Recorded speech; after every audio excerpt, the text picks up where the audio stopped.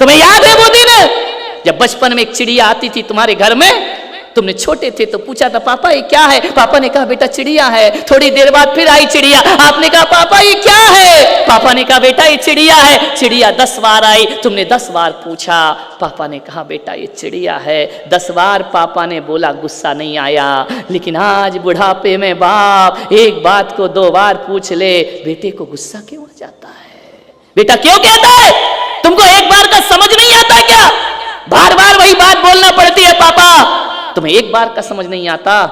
यदि बचपन में बाप ने कह दिया होता तुझे एक बार का समझ नहीं आता, आज किस पर अकड़ते हो तुम? ये माँ बाप यदि तुम्हें पालते नहीं ना, जन्म दे के किसी कचड़े घर में फेंक आते, तो किस पर अकड़ते? तुम ध्यान रखिए, माँ बाप के दम पर अकड़ रहे हो ना तुम।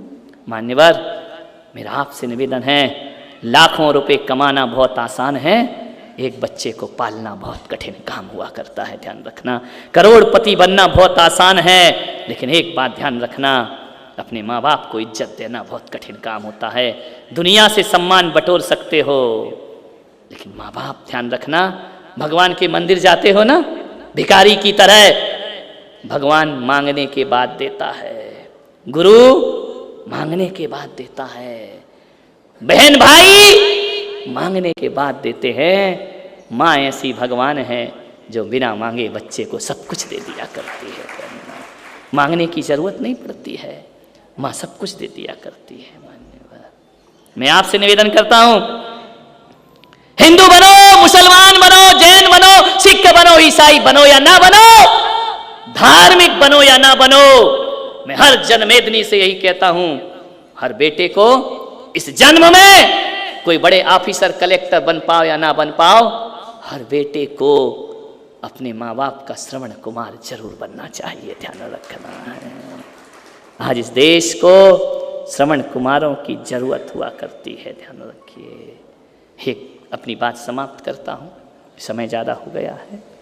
एक बेटे ने बहुत अच्छा ऑफिस खोला, पिता को बुलाया कि पिताजी आओ देखो मैंने कितना कमाया है, कितना बड़ा आदमी बन गया, मेरे ऑफिस का उद्घाटन करो। पिता गया, जैसे ही गया पिता देखा कि मेरे बेटे ने बहुत कुछ कमा लिया, इतना बड़ा ऑफिस बना लिया है, इतना बड़ा व्यापार खड़ा कर लिया। मालूम है, उस बेटे से उस पिता ने पूछा कि बेटा एक प्रश्न कर सकता हूँ तुझसे?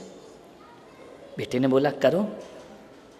बोले कि दुनिया में सबसे ज्यादा किस्मत वाला कौन होता है?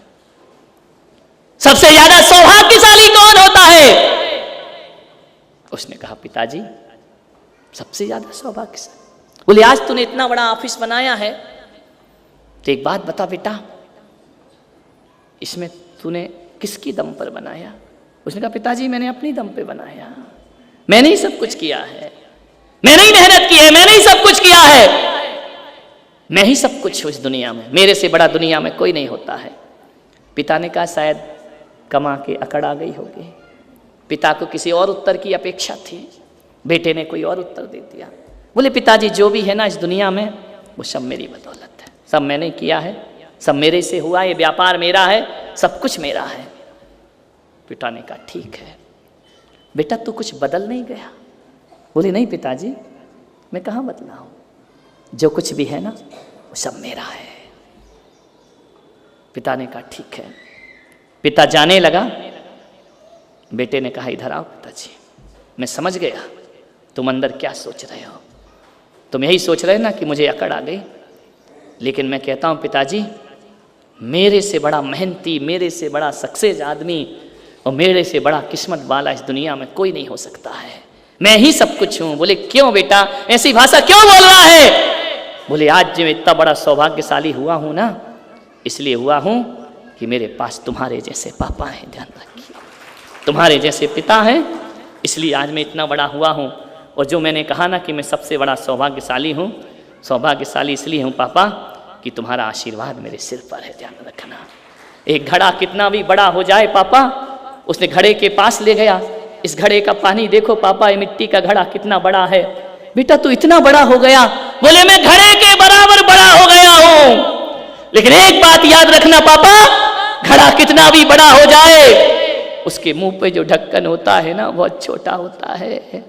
लेकिन पापा ये बड़े घड़े की कीमत घड़े से नहीं होती है, ये ढक्कन इसके ऊपर नहीं होता ना तो आज ये पानी घड़े का पानी पीने लायक ना बचता।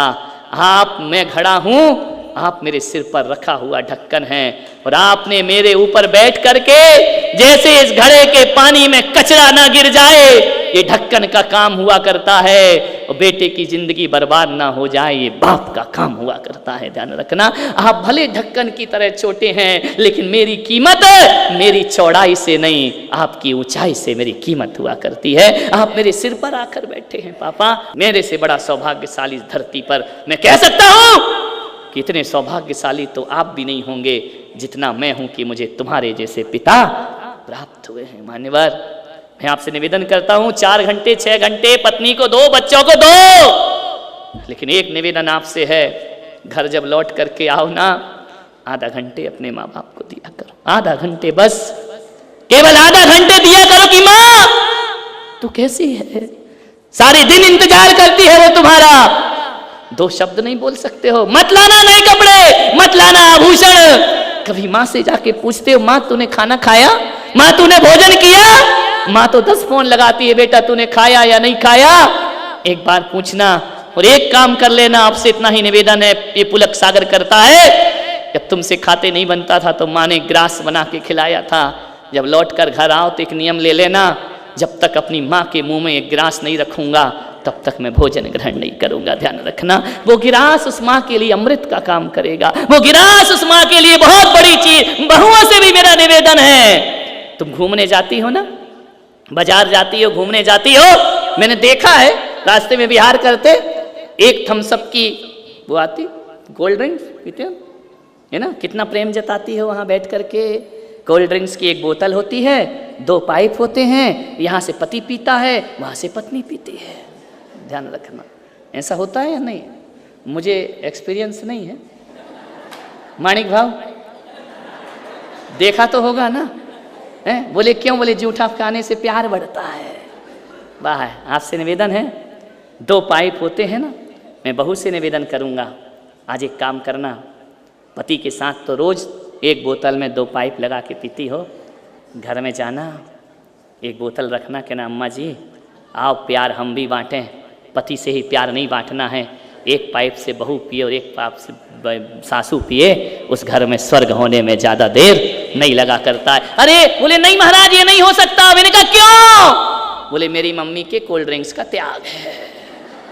अरे मैंने कहा जैनियों की बहुओं, कोल्ड ड्रिंक्स का त्याग है, दूध का त्याग थोड़ी, लस्सी का त्याग थोड़ी है। ध्यान रखना, थोड़ा सा प्रेम जताने का प्रयास करो। मैं जानता हूं कि आप अपने माँ बाप से बहुत प्यार करते हैं, आप किसी से कितना भी प्यार करते रहो, प्यार का जब तक इजहार नहीं होता है ना तब तक वो प्यार प्यार नहीं लगा करता है। मन के भावों को हर कोई नहीं पढ़ सकता है, ध्यान रखिए। मन के भावों को प्रदर्शित करने का प्रयास करिए, रखने का प्रयास करिए। आपसे इतना ही निवेदन है, बुढ़ापे में माँ बाप को, आज के प्रवचन का सार इतना ही है, कुछ नहीं चाहिए, 2 वक्त का समय चाहिए अपने बेटे से कि मेरा बेटा मेरा सुख दुख पूछे, मेरा बेटा एक बार मुझसे पूछ ले माँ तू कैसी है। इतना पूछ लोगे ना, मैं कहता हूँ इससे बड़ा उपहार माँ के लिए कोई दूसरा नहीं हुआ करता है। इतना तो पूछ लो माँ तू कैसी है। मान्यवर, बातें बहुत हैं, माँ पर इतना विषय है कि मैं साल भर भी बोलूँ तो कम नहीं पड़ने वाला, क्योंकि माँ कोई विषय नहीं हुआ करती है,